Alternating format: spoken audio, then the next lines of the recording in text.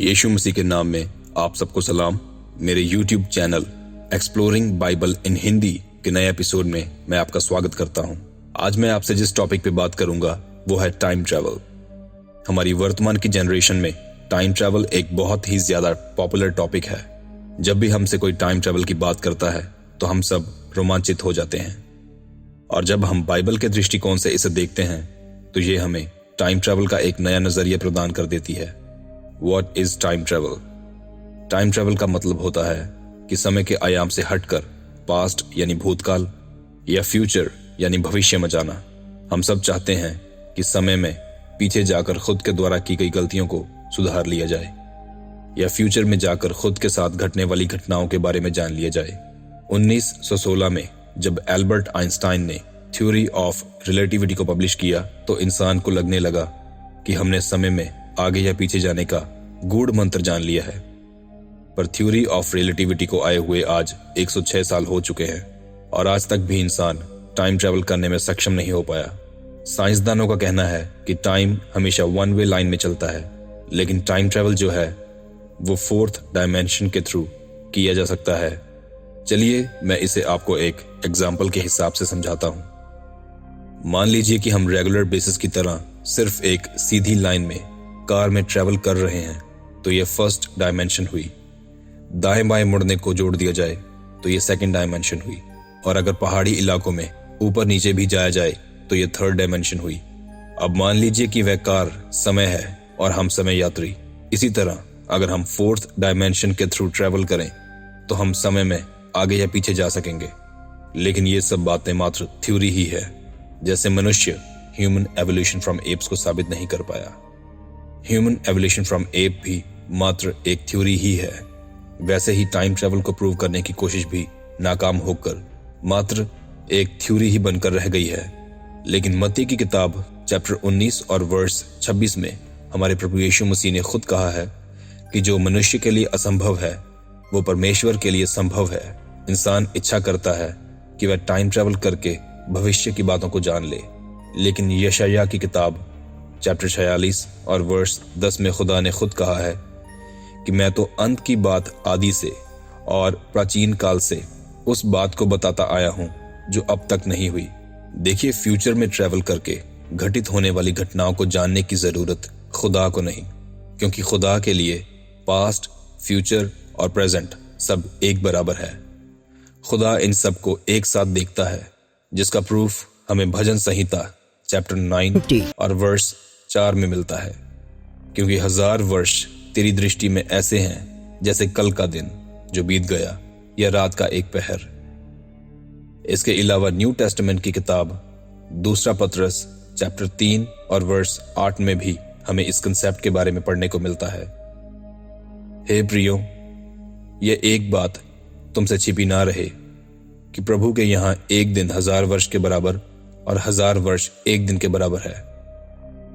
बहुत सारे लोग समय समय में सामने आते रहे हैं जिनके द्वारा यह दावा किया गया कि वह टाइम ट्रैवल करके फ्यूचर या पास्ट से आए हैं। फॉर एग्जाम्पल, नोहा नाम के एक शख्स ने नॉन इंडियन यूट्यूब चैनल जिसका नाम पैरानॉर्मल एलाइट है, उसको इंटरव्यू देते हुए कहा कि वह 2030 से 2017 में आ गया है। उसने बताया कि वह कई बार टाइम ट्रैवल कर चुका है, लेकिन इस बार वह 2017 में फंस चुका है। उसने बताया कि 2030 में AI यानी आर्टिफिशियल इंटेलिजेंस अपनी चरम सीमा पे पहुंच चुका है और मार्टिन लूथर की पोती को अमेरिका की राष्ट्रपति चुन लिया गया है। इसके अलावा उसने और भी बहुत सारी बातों को बताया, लेकिन उस शख्स की शक्ल कैसे दिखती है यह हमें नहीं मालूम, क्योंकि उसकी शक्ल को इंटरव्यू के दौरान ब्लर कर दिया गया था। उसकी आवाज कैसी है यह भी हम नहीं जानते, क्योंकि उसकी आवाज को चेंज कर दिया गया था। यहां तक कि जो उसका नाम बताया गया है नोहा, वो भी चेंज कर दिया गया था। ये सब देखते हुए जब उस चैनल से लोगों ने सवाल करने शुरू कर दिए तो पता चला कि यह सब पैसे कमाने के लिए रचा गया एक ढोंग था।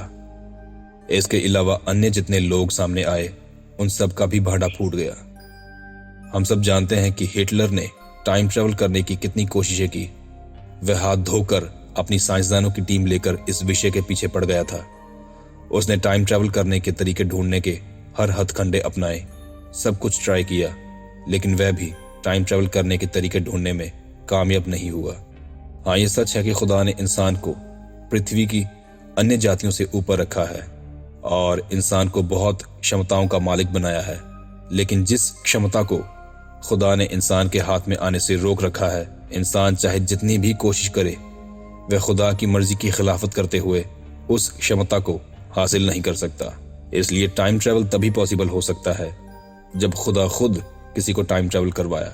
और बाइबल में हमें कितनी बार देखने को मिला कि जिसको खुदा ने चाहा, खुदा ने सिर्फ उसको टाइम ट्रैवल करवाया। बुक ऑफ रेवलेशन यानी प्रकाशित वाक्य की किताब जो है वह 2000 साल पुरानी किताब है, लेकिन उसको इस तरह से लिखा गया है कि अगर आज भी आप उस किताब को रीड करें तो आप उसको फ्यूचर टेंस में रीड करते हैं।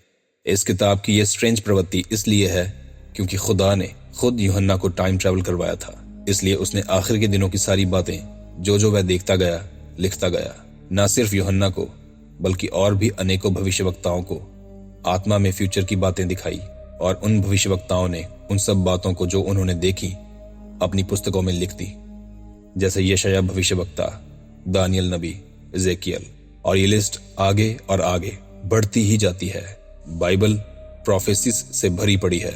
जैसा कि मैंने पहले कहा, खुदा सिर्फ उसको फ्यूचर की बातें दिखाता है जिसको वो दिखाना चाहता है, और बाइबल के प्रॉफिट्स के ऊपर खुदा की सामर्थ हमें काम करती हुई दिखती है जब वे फ्यूचर में होने वाली बातों का विजन देखते हैं। इसीलिए तो वे प्रॉफिट्स हैं, न कि आपकी और मेरी तरह आम इंसान। सनातन धर्म की कहानियां अगर आप उठाकर देखें तो उनमें भी कई लोगों ने ध्यान चिंतन के थ्रू चेतना शक्ति से या आत्मा में टाइम ट्रैवल करके फ्यूचर की बातों को जानने की कोशिश की, लेकिन असफल रहे। तो इन सब बातों का मतलब यही निकलता है कि जी हाँ, इंसान भी समय यात्री बनकर टाइम ट्रैवल कर सकता है और करता आया है, लेकिन खुदा की सामर्थ और खुदा की मर्जी से।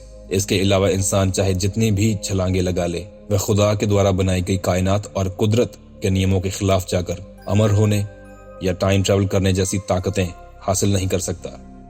यह सब चीजें सिर्फ ड्रामों में और मूवीज में ही पॉसिबल है। आज की इस वीडियो में सिर्फ इतना ही। अगर आप कहेंगे तो मैं इस वीडियो का सेकंड पार्ट भी ले आऊंगा। मेरे अगले एपिसोड में मैं आपको बताऊंगा कि कैसे यीशु मसीह ने, फिलिप ने और भी बहुत सारे लोगों ने टेलीपोर्टेशन किया था, जिसको आज के साइंसदान बेहद ही मुश्किल चीज बताते हैं। ये मेरा इंस्टाग्राम चैनल है, प्लीज मुझे फॉलो कीजिए, क्योंकि मेरे इंस्टाग्राम चैनल के थ्रू आप मुझे पर्सनल मैसेज कर सकते हैं। जाने से पहले मेरी आपसे दरख्वास्त है कि प्लीज आप मेरे चैनल एक्सप्लोरिंग बाइबल इन हिंदी को सब्सक्राइब कर लीजिए और साथ वाले बेल आइकन को भी प्रेस कर दीजिए। खुदा आप सब पर रहमत करे। प्रभु यीशु मसीह के नाम में आप सबको सलाम।